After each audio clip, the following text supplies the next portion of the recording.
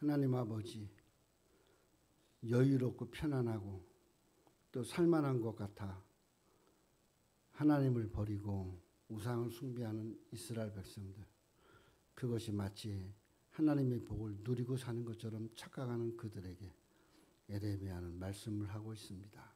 술에 취해 사는 백성들아, 그것이 하나님의 심판의 한 부분이다 라는 것입니다.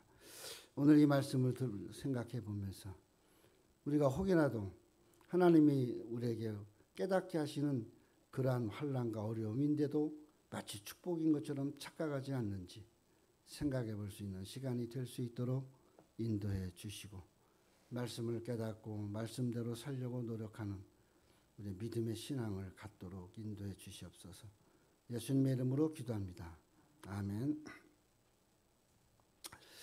오늘의 이 말씀에는 두 가지가 얘기가 되고 있어요. 하나는 잘 되고 있는 거예요. 이제 그 가뭄이 지나고, 그러고 농사진 것도 괜찮고, 그 소득도 나오고, 거기에서 포도주도 짜고, 다음 가뭄이 올 때까지, 건기가 올 때까지 견딜 수 있을 것 같아. 그래서 포도주를 마시면서 편안하다 편안하다 하고 살아가요. 근데 에레미야는 그것이 환난이라는 것입니다. 그것이 하나님이 주신 심판이라는 것이에요. 그것은 깨닫지 못하는 그들에게 더 큰 심판이 기다리고 있기 때문입니다. 우리가 살아가면서 종종 이만하면 됐어, 이 정도면 되는데 라는 착각에 빠질 때, 그것이 하나님 주신 심판의 한 부분일 수 있다는 것을 기억하는 생각을 가지면 좋겠어요. 그 미국의 유명한 그 세 명의 대통령의 멘토를 했던 목사님이 있어요. 라인홀드 니버라는 목사님. 이 라인홀드 니버라는 목사님은 71년도까지 살았는데 그가 이런 기도문을 하나 남깁니다. 그래서 이 사람이 유명해졌어요. 하나님, 내가 변화시킬 수 없는 일에 대해서는 그것을 받아들일 수 있는 평정심을 주시고, 내 힘으로 고칠 수 없는 일에 대해서는 그것을 고칠 수 있는 용기를 주소서. 그리고 이 두 가지 차이를 깨달아 알 수 있는 지혜를 주시옵소서. 내가 할 수 없으면 그냥 할 수 없다 하고 포기할 수 있는 그런 마음도 갖고, 또 할 수 없는데 이건 내가 고쳐나갈 수 있어라는 용기도 가질 수 있는 이 두 가지 마음을 여기 이야기하고 있습니다. 그거를 평정심이라고 이 목사님은 이야기하고 있어요. 이 기도문의 가장 중요한 건 내가 변화시킬 수 없는 것을 또 내가 변화시킬 수 있는 것을 구분할 수 있는 지혜를 달라는 거죠. 내가 고칠 수 있는 거, 내가 고칠 수 없는 거, 이걸 구별하는 지혜가 있었으면 좋겠다. 그런 기도를 말씀하고 있어요. 이스라엘 백성들이 출애굽하고 광야에 들어와서 약 한 달 정도 지났습니다. 한 달 정도 지났어요. 그리고 모세가 잠시 올라갔어요. 어디? 시내산 꼭대기에 올라가서 하나님을 만났어요. 그리고 십계명을 받아갖고 내려옵니다. 근데 30일 지나서 이제는 여기서부터 시작이겠거니 이스라엘 백성들은 그러고, 또 먹는 것도 걱정이 안 되고 물도 걱정이 안 되고 그런 좀 환경은 좀 나무도 별로 없고 진짜 집도 제대로 짓지도 못하는 장막에서 사는 그런 형편이지만, 그래도 어떻든 간에 자유로움, 바로의 속국에서 또 바로의 노예로 혹은 애굽의 생활에 그걸로 노예 생활하던 그들에게 자유로움이라는 것이 오기 시작하면서 그들을 인도했던 모세가 보이지가 않는 거예요. 그들을 인도했던 모세가 하나님이다라고 그들은 생각하고 따라왔는데 하나님이 보이지 않는 거예요.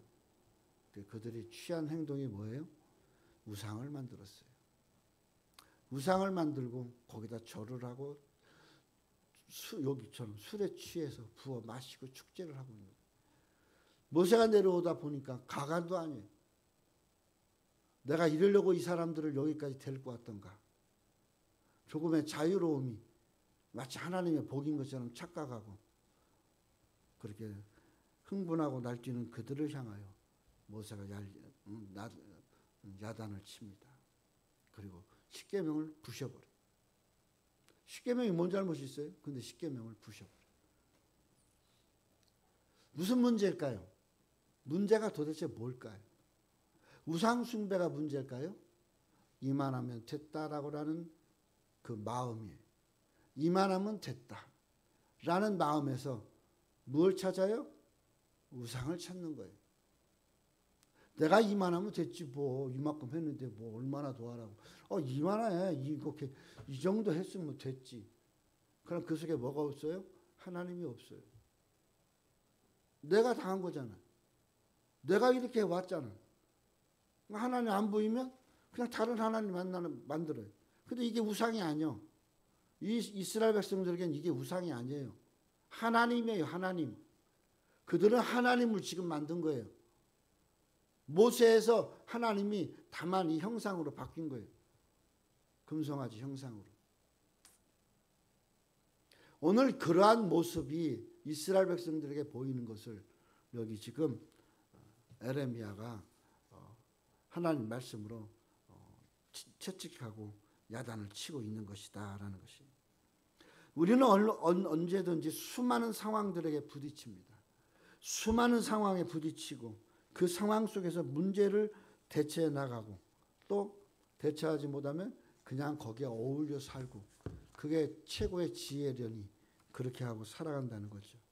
어떨 때는 그것이 충만한 지혜다 생각하면 싸울 여력도 없어요. 싸울 필요도 없어요. 그냥 그 환경에 적응해 가면 되는 거예요.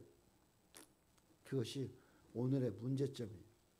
이러한 문제점이 비단 우리에게만 있는 것이 아니라 정치에도 있고 대한민국 정치에도 있고 각 당들에게도 있고 또 교회에도 있고 이것이 얼마나 많이 퍼져 있는지 모릅니다. 그리고 자기는 최고의 믿음과 자기는 최고의 신앙을 가졌다는 것이. 자기는 최고의 하나님을 믿어요. 아니에요. 지가 하나님인데. 내가 하나님 됐는데 무슨 하나님을 믿어? 내가 하나님인데 내가 최고의 능력자인 거예요. 내가 여기까지 헤쳐나왔는데 왜 하나님은 그걸 못 알아줘요? 이러는 거죠. 사람이 수많은 상황들, 똑같은 상황이 계속 부딪히던, 계속 다르게 부딪히던 그런 상황들의 문제들 속에서 우리는 어디까지를 받아들이고 어떻게 해야 될 거냐라는 것이. 주의 깊이 생각해 봐야 될 것은 우리 앞에 놓인 상황, 문제 이런 것들을 보면서 오늘 나에게 무엇을 의미하고 있는가? 이 문제는 지금 나에게 무엇을 의미하고 있고 이 상황은 지금 나에게 뭐라고 하고 있는가? 이거를 눈여겨봐라 이거예요. 눈여겨볼 줄 아는 지혜가 되라 이거예요. 아까 목사님 그 기도문처럼 그렇게 상황을 돌아보면서 나도 볼 줄 알고 또 앞을 볼 줄 아는 그런 기도를 할 수 있어야 된다는 겁니다. 12절에 이스라엘 하나님 여호와의 말씀에 모든 병이 포도주로 차리라 하셨느니라. 모든 병. 하여튼간 병이란 병은 모든 것들이 오랜만에 포도주로 가득 찼어요. 한참 가무는데도 농사 어떻게 잘 해가지고 그 수확이 많아져가지고 짰더니 그 포도주가 가득 차서 웬만한 가뭄에도 물 걱정 안 하고 넘어가게 생겼어요. 그걸 이야기하고 있는 겁니다. 하나님의 영광을 위하여 예비한 우리들을 위해 그릇. 이것이 우리들의 삶 아니에요? 우리의 삶, 우리의 믿음. 이거는 하나님이 영광 받기 위해서 준비한 그릇이에요. 근데 이 그릇에 하나님의 영광과 자비하심이 차야 되는데 그런데 우리는 여기다 뭘 채웠어요? 포도주를 채웠어요. 이 포도주는 뭐예요? 방탕의 표현이에요. 여기에서는. 포도주를 먹고 나서 나오는 파생되는 일들. 그게 뭐예요? 취해서 만행을 부리고 만용을 부리고 객기를 부리고 취해가지고 자기가 잘못한 것이 뭔지도 모르고 이게 포도주의 문제점이죠. 바로 이거는 죄악을 말하고 있는 겁니다.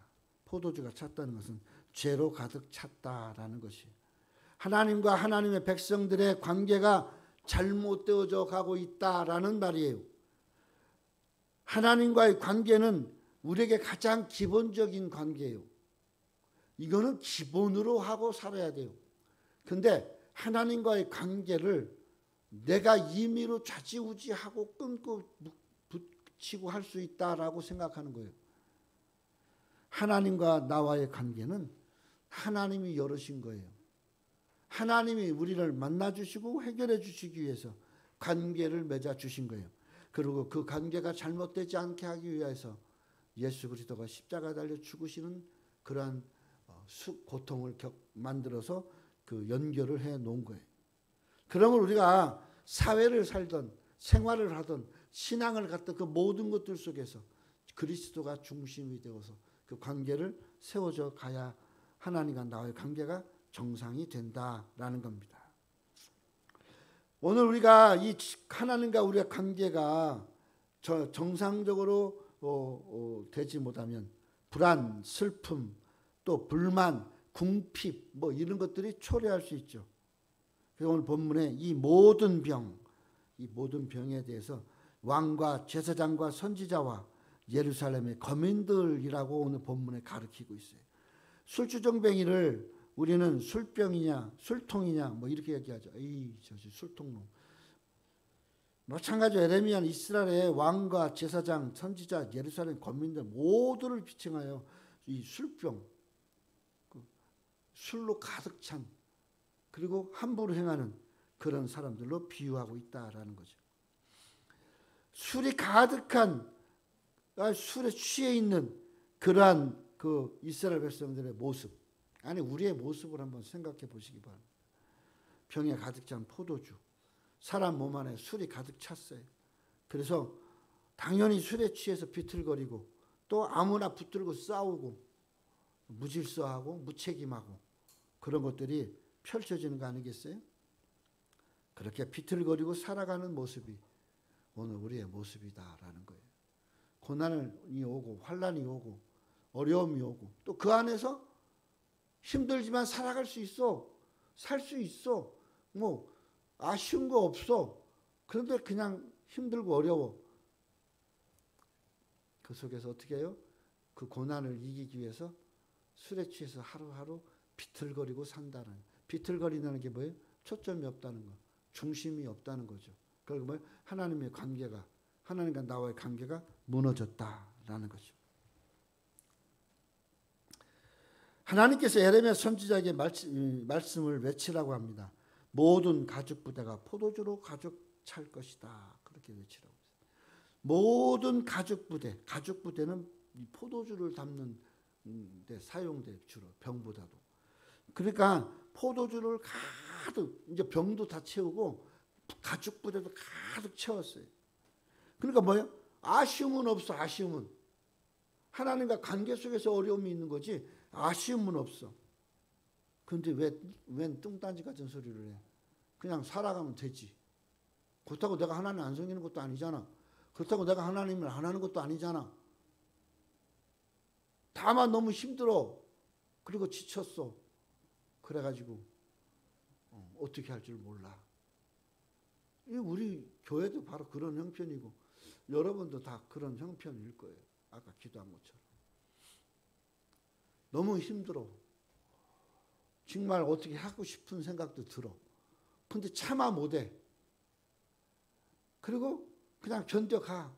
사는 데는 지장 없으니까.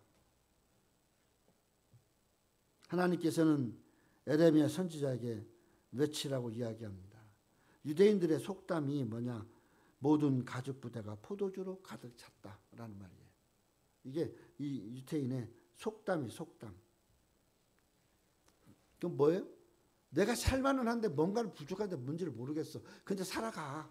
쉽게 말하면 그거예요. 그냥 포도주 보야 다 찼어. 이거 포도주 팔고 먹고 그러면서 살아가면 부작용은 없어. 근데 뭔가는 하나님 앞에서 허전해. 뭔가는 하나님 앞에서 이상해.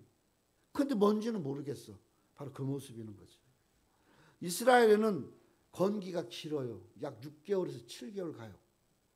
그리고 건기 끝에 늦은 비, 건기 시작할 때 이른 비, 이렇게 비가 오는 거예요. 그때가 농사 질 때예요. 그러니까 이 건기가 길면 물 저장했던 거 다 먹고, 그리고 그 물이 떨어지고 나면 어떻게 해요? 포도주를 먹기 시작하는 거예요. 저장해 놓았던 물이 다 떨어질 때쯤 포도주 농사가 끝나가면서 포도즙을 얻어요. 그래서 우기가 다 끝날 때까지 계속 어떻게 해요?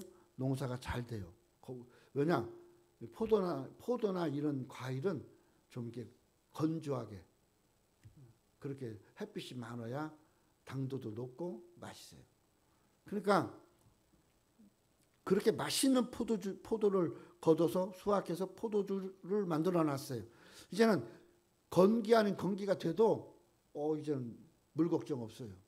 그냥 그러면 뭐야, 아쉬운 것 없는 기본은 다 됐으니까 그렇게 될 것이라는 거죠. 그렇게 가죽 부대에다 포도주를 담으면서 그런 생각을 하며 담는다는 거죠. 13절, 너는 다시 그들에게 이르기를 여호와의 말씀에 보라, 내가 이 땅의 모든 거민과 다윗의 위에 앉은 왕들과 제사장들과 선지자들과 예루살렘의 모든 거민들로 잔뜩 취하게 하고 그랬어요. 그렇게 막 이제 갖고 있는 이스라엘 백성들에게 하나님 말씀합니다. 이 땅 모든 거민들, 다윗의 위에 앉은, 그 뭐예요? 다윗의 계통으로 오는 바로 왕들을 이야기하는 거예요. 이 왕들과 함께 있는 제사장과 선지자들, 또 예루살렘에 있는 거민들은 뭐냐? 레위 사람들, 하나님 앞에 봉사하는 사람들까지 이야기하는 거예요. 모든 사람들이 어떻게 다 취해 있어. 물이 없으니까 포도주를 먹어야 되니까, 포도주는 처음에는 포도즙이에요. 시간이 지나면서 뭐가 돼? 포도주가 돼. 우리 성찬식 그거 재작년에 그거 담은 거예요. 내가 작년에 조목사님한테 포도주 좀 또 담읍시다 했는데, 작년에 지금 공사하고 뭐 어쩌고 막 그러다가 포도주 담을 기회를 놓쳤어요. 그러니까 올해 있는 포도주는 어떻게? 독해요. 아주 진하고 독해가지고 물을 타고 싶은데 차마 물을 못 타겠어. 그래도 독해요. 똑같은 거예요. 점점점 포도주가 그렇게 되니까 먹으면 취하는 거예요. 그냥 물 마셨는데 취하는 거예요. 우리의 삶이 뭐 별로 나아진 것도 없고 달라진 것도 없어요. 잘못한 것도 없어. 그런데 나는 잘못된 삶을 사는 것처럼 느껴지게 살아가. 왜? 포도주는 취해지는 거니까. 즉 구태의연한 신앙이 되어버린 것을 그냥 마시고 있다 이 말이에요. 새로운 게 없어요. 포도주로 차였다는 것은 결국 죄악에 취해서 살아갈 삶들을 바로 이야기하고 있습니다. 누가복음 21장 34절에 너희는 스스로 조심하라. 그렇지 않으면 방탕과 술 취함과 생활의 염려로 마음이 둔하여지고 뜻밖의 그날의 덫과 같이 너희에게 임하리니. 덫과 같이 임한다 그랬어요. 환난이. 이럴 때일수록 조심하라는 거예요. 왜? 방탕, 술 취함, 여기 뭐가? 생활의 염려, 이 삼중고가 결국 우리가 어떻게 돼요? 하나님은 멀리 떠나지 않았는데 떠난 것처럼 살아가는 그런 삶이 된다는 거죠. 그 습관적인 기도, 습관적인 말씀, 습관적인 그냥 그 자기를 스스로 당연시하는 그런 생태, 이런 것들이라는 거죠. 이것을 에레미야는 모든 가죽 부대에 포도주로 가득 차게 될 것이다 라고 이야기하고 있는 거예요. 포도주에 농사가 잘 되면 가득 차죠, 포도가. 근데 문제는 포도즙이 시간이 지날수록 어떻게 돼요? 취하게 만든다는 거죠. 죄를 짓게 만든다는 거죠. 복이, 이게 살아가는데 부족함 없는 복을 가지고 살아가다 보면 그걸로 인해서 정말 지금도 힘들어 왔는데 또 힘든 것 때문에 또 기도하기는 귀찮은 거야. 또 그것 때문에 말씀 보고 막 울고 하기도 힘든 거야. 그냥 그때 묻은 습관처럼 그렇게 기도하고 가는 거지. 그러니까 어떻게 돼요? 쩔은 거지. 기도가 쩔고 신앙이 쩔고 믿음이 나태해지죠. 그러니까 어떻게 돼요? 취한 사람처럼 살아가는 신앙이 된다라는 거예요. 에레미야는 유다 말기에 예언한 사람입니다. 에레미야 1장 2절 3절에 보면 요시야 왕 13년부터 시드기야 왕 11년까지 활동했다고 나와요. 요시야 왕 13년은 627년경을 말하는 거고, 시드기야 왕 11년은 남유다가 바벨론에 의해서 멸망당하던 584년 주전, 그렇게 보면 돼요. 이 시기에 활동을 했습니다. 그리고 이 시기에 이스라엘 백성들은 유다 백성이죠. 멸망 직전까지 살만하게 살았어요. 그들은. 그러니까 그냥 하나님 복 주셔. 전쟁하고 뭐해도 이렇게 살잖아. 하나님 주시는 복 갖고 우리가 살아. 하나님이 혹시 우리를 택한 백성인데 이렇게 생각한다는 거죠. 그리고 뭐예요? 힘들면 하나님을 안 찾아요. 우상을 찾아요. 그리고 뭐라고 그래? 이거는 우상이 아니라 내가 찾는 하나님이다라는 거예요. 그럼 나는 하나님 위에 앉아있는 꼴이 되는 거예요. 내가 하나님을 통제하고 내가 하나님의 축복이라고 지정하고 그렇게 하고 산다라는 거죠. 그러니까 회복되지 않는 삶 속에서 누리고 있는 것은 다가올 고난의 임박함을 누리고 있다라는 거예요. 에레미야서는 하나님의 마음을 이렇게 전달합니다. 빨리 하나님께로 돌아오라고 이야기합니다. 12장 7절 내가 내 집을 버리며 내 산업을 내어 던져 내 마음을 사랑하는 것을 그 대적의 손에 붙였노니. 그러니까 집도 버리고 산업도 버리고 마음에 사랑하는 것도 다 대적 손에 붙여버렸어요. 그러니까 이스라엘 백성들이 사랑하는 것, 또 이스라엘 백성들의 산업, 이스라엘 백성들의 집, 이제 곧 이걸 쥐고 있는 이방 사람. 그 사람 누구예요? 바로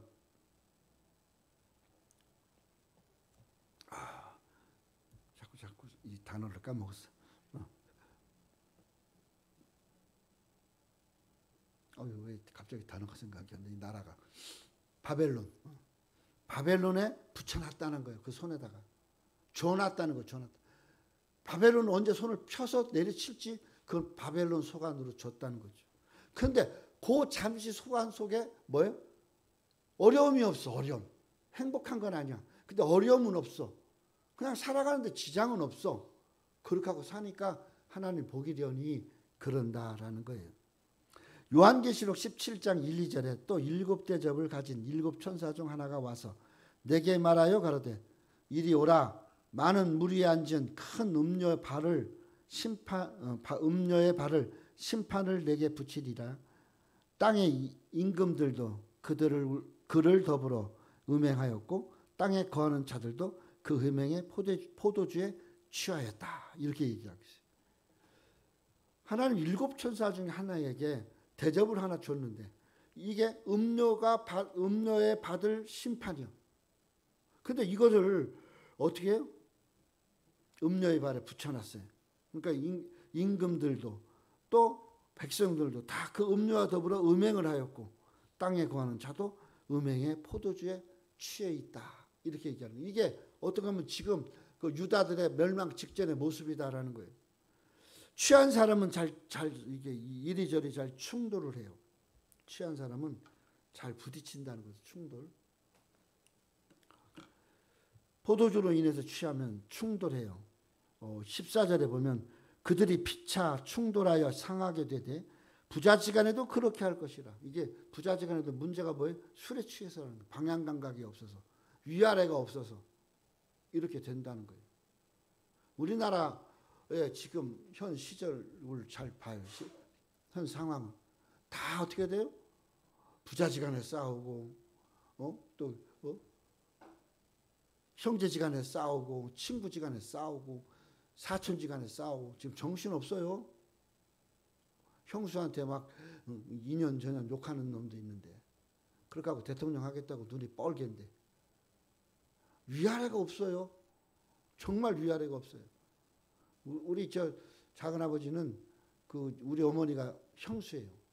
그러니까 이제 혼자 사시는 형수님이라고 매달 용돈 주고 옷도 좋은 옷 사주고 맛있는 거 사 먹게 하고 데리고 가서 맛있는 거 사주시고 그런 일을 자주 했어요. 어디 큰 소리 못 냈어요. 형수하고 10살밖에 차이 안 나는데도 함부로 한 적이 없어요. 말도 함부로 안 하고. 그런데 이 양반은 형수하고 뭐 10살도 차이가 안 나. 그래서 그런지 형수한테 함부로 욕하고 막 별짓을 다 해요. 한번 좀 생각을 해볼 필요가 있어요. 막 부딪혀 여기저기 충돌해. 왜? 취했어. 이제 심판이 올 때가 되는 거죠. 술에 취하면 성경이 보이지 않고 성령의 역사를 느끼지 못합니다. 그러니까 내가 하는 행동이 다 성령의 역사라고 착각을 하는 거예요. 왜? 지금까지 그렇게 해왔으니까. 앞으로도 그렇고 항상 하나님이 날 책임져 주는 건데 뭐 내가 사고 쳐도 내가 말썽 피워도 날 책임져 주고 이런 착각에 빠지는 거죠. 하나님은 술 취한 자들의 길을 불쌍히 여기지 않는다 그랬어요. 14절에 보세요. 내가 그들을 불쌍히 여기지 아니하며 사랑하지 아니하며 아끼지 아니하고 멸하리라. 여호와의 말씀이니라. 하나님이 버리실 때는 멸망이 와요. 그 멸망이 오기 직전까지는 실컷 먹다 죽으라고 그냥 누리게 하는 경우가 있어요. 또 실컷은 아니어도 사는데 지장 없이 그냥 그렇게 저렇게 살아가게 할 수가 있어요. 하나님 찾지 않게. 그래야 멸망이라는 하나님 심판을 고스란히 당하지. 그러므로 우리는 우리 몸, 마음, 생각 이게 다 그릇이에요. 이 그릇에 하나님의 말씀이 차 있어야 돼요. 그런데 하나님의 심판은 하나님의 말씀이 차 있지 않는 빈 그릇 속에 바벨론이라는 이방인의 손에 넘겨가기 전에 뭐가 차요? 죄가 차고 우상 숭배가 차서 결국 심판의 큰 그늘에 빠지게 된다라는 것이. 에레미야가 외친 말씀의 가운데는 하나님의 심판으로 인해 큰 가뭄 그리고 흉년이 들 것이라고 말씀했어요. 오늘 본문에 우리가 읽었죠. 에레미야 14장 중에 나오고 있어요. 에레미야 14장에는 이스라엘의 임할 가뭄에 대해서 말씀을 하고 있어요. 어떤 가뭄이 올 것이냐. 칼과 가뭄에 대해서 14장에 이야기하고 있어요. 지독한 가뭄이 온다고 그랬어요. 왕과 관리들도 마실 물이 없어요. 그러면 왕궁에 마실 물이 없으면 물 자체가 없다는 거예요. 농사도 질 수 없고 들짐승, 산짐승도 다 물을 구하지 못하는 극한 이 가뭄이 온다라는 거예요. 그것은 하나님이 버린 이스라엘 백성들 가운데 오는 징벌입니다. 그런데 오늘 본문은 또 다른 심판을 말씀하고 있어요. 가뭄이 아니라 가뭄으로 인하여서 작은 가뭄으로 인하여서 마실 물이 없거나 먹을 음식을 구할 수 없는 것 그것만이 아니라 풍년 속에서 오는 심판이다라는 거예요. 풍년이 왔는데 그 풍년으로 인해서 걷어진 걸로 준비를 하고 하나님 앞에 예물 드리고 다 하는데 그것이 심판으로 온다는 거예요. 그것이 심판으로 가는 길에 준비가 되고 있다라는 거예요. 왜? 그 작은 풍년으로 인해서 누구를? 하나님을 경외하지 않고 하나님을 무시하고 우상을 숭배하면서 하나님을 믿는 것처럼 착각하고. 하나님은 어디도 없어. 내 마음에도 없고 내 몸에도 없고 내 생각에도 없고 내 환경에도 내가 사는 나라에도 하나님은 없어. 근데 있는 것 같아. 왜? 내가 지금 풍년이 들었거든. 그래 막 포도주도 막 짜거든. 그리고 나서 오는 하나님의 거대한 심판은 그 포도주에 취한 죄악된 삶 속에서 하나님의 멸망이라고 하는 것으로 주신다라는 거예요. 어쩌면 우리는 이 추수에 대한 이야기를 축복이라고 할 거예요. 아, 이렇게 축복하시는데 이 정도 복이 있는데 아니에요. 멸망의 환란을 준비해야 될 상태인 거예요. 하나님 포도 농사를 잘 되게 하신 이유는 포도주를 많이 만들어 잔뜩 취해서 살아라 이 말이에요. 포도주를 많이 마시고 취하면 어떻게 지들끼리 싸우고 하나님 없이 하나님 안 믿는 사람이 하나님 믿는 사람보다 더 잘 믿는 것 같고 우리 지금 그렇지 않아요. 우리 환경도 예수 안 믿는 사람들이 더 잘 살아. 예수 믿는 사람들은 죽어나 거기서 쪼개갖고 11조하고 감사하고 헌금해야 되지. 또 놈들은 시커 막 놀러다니는 그 시간에 막 피지땀 흘리면서 와서 예배를 드려야지. 예배만 드려? 죽어나. 그럴 수 있을까? 에이, 그래도 이거 하나님 주시는 복이야. 그렇게 하고 착각하고도 살 수 있다는 거예요. 근데 그렇게 살아가는 행동 속에서 하나님을 잊어버리기 시작해요. 그러니까 어떻게 해요? 아무거나 하나님인 줄 안다는 거죠. 아무거나. 그러니까 우상 숭배하는 거예요. 이스라엘 사사기사 한번 잘 봐요. 이스라엘 백성들이 잘 될 때, 편안할 때 우상을 숭배해. 힘들고 어려울 때는 하나님 찾느라고 정신 못 차려. 그 하나님 찾고 나서 어려움이 풀렸어. 그러면 또 역시 어느 정도 중간 가면 이제 통전이 왔잖아요. 그럼 이제 집을 짜기 시작하면서 그 포도주 마시면서 또 범죄의 길로 간다는 거예요. 그게 습관처럼 다람쥐 쳇바퀴 돌듯이 돈다라고 사사기에는 이야기하고 있는 거예요. 우리 인생의 이 쾌락의 굴레, 죄악의 굴레, 이것이 우리에게 가장 큰 문제가 되고 있다라는 겁니다. 채워져야 될 것이 채워져 있지 않기 때문에 그래요.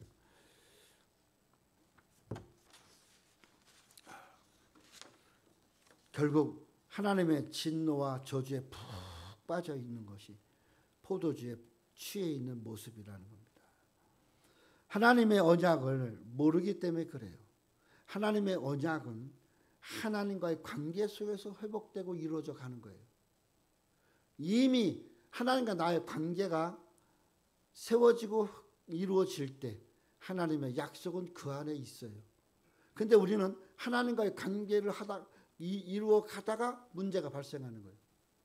그래서 좀 여유롭고 안정되면 어떻게 하나님을 딱 끊어. 그리고 그냥 내가 혼자 있던 누구랑 이렇게 하던 하나님이 중요하지 않게 살다가 고난이 와. 그러면 이제 그때서 찾아. 하나님을 찾아. 근데 그 기간 동안에 잃어버린 그 하나님의 관계를 못 찾으니까 어떻게 이방신, 우상 이런 것들을 하나님이라고 착각하고 간다는 거죠. 그리고서는 왜 하나님 언약해놓고 약속 안 지키냐고 쌩 난리를 쳐요. 이미 약속은 지가 잘라놨어요. 지가 하나님과의 관계를 끊어놓을 때 이미 하나님 약속도 끊어진 거예요. 하나님의 축복은 내가 누리는 게 아니에요. 하나님이 나에게 주신 대로 누리는 거예요. 그래서 내가 마라에 있을 때도 축복인 거고 엘림에 있을 때도 축복인 거고 가데스 바네아에 있을 때도 축복인 거예요. 하나님은 우리 삶 자체를 하나님이 시작하시면서 이루어진 대로 이루어가는 것이 하나님의 축복이라는 거예요. 이제 말씀을 마치겠어요. 예수님이 광야에서 40일 금식하고 사단을 만납니다. 사단이 예수님에게 내밀은 제안이 뭐예요? 나랑 같이 힘 모아서 해보자라는 거예요. 내가 하나님 역할을 할 테니까 네가 다니면서 해. 그리고 내가 이거 다 줄게. 사단은 우리에게 그렇게 와요. 너 열심히 힘 모아. 그 힘 모은 거로 해. 내가 다 줄게. 하나님 주시는 것이 지가 주는 건가? 내가 모은 힘으로 뭘 이룰 수 있어요? 하나님이 그 약속 따라 주시는 대로 흘러가는 대로 내게 주시는 거지. 하나님은 자신이 사랑하는 백성들에게 좋은 걸 주고 기뻐하셔요. 또 풍요롭고 넉넉하게 살아가게 하시면서 기뻐하셔요. 그런데 때로는 이 풍요로움이 심판의 방법일 수 있다라는 거예요. 그러니까 이 풍요로움의 심판이 오면 뭐예요? 못 느껴. 뭘 잘못했는지를 몰라. 어떻게 살았는지도 몰라. 그 유행가도 있잖아. 어떻게 살았냐고 묻지 말라고. 내가 어떻게 살았는지 몰라.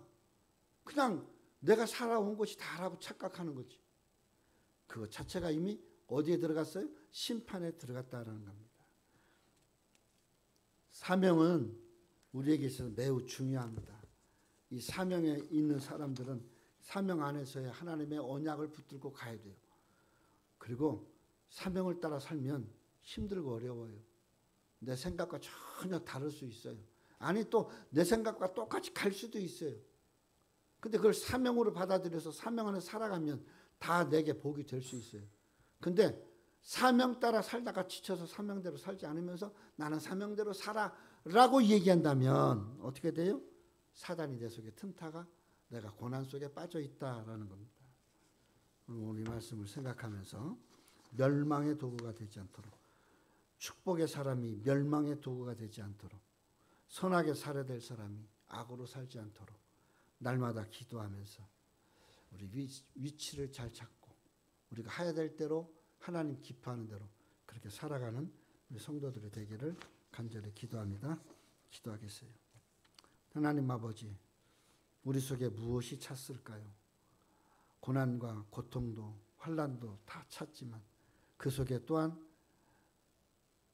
실패함과 또 원망과 속상함과 억울함도 차 있지 않는지 돌아보게 도와주시옵소서. 성령으로 충만하고 말씀으로 충만하고 기도로 충만한 믿음의 모습이 보여지게 해 주시옵소서. 예수님의 이름으로 기도합니다. 아멘.